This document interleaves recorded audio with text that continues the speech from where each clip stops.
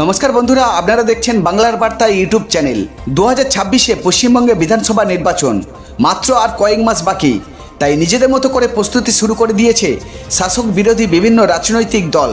তবে এই মুহূর্তে রাজ্যের যা পরিস্থিতি, তাতে যে কোনো মুহূর্তে ঘুরে যেতে পারে বিধানসভা ভোটের ফলাফল।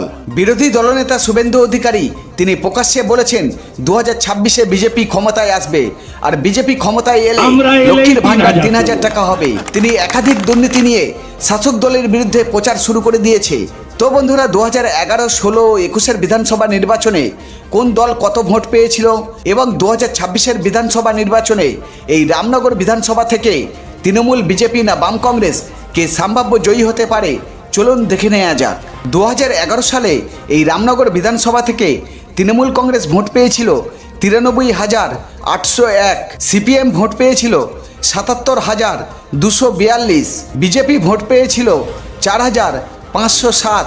2016 সালে এই রামনগর বিধানসভা থেকে তৃণমূল কংগ্রেস ভোট পেয়েছিল 1,07,081, সিপিএম ভোট পেয়েছিল 78,828, বিজেপি ভোট পেয়েছিল 12,186।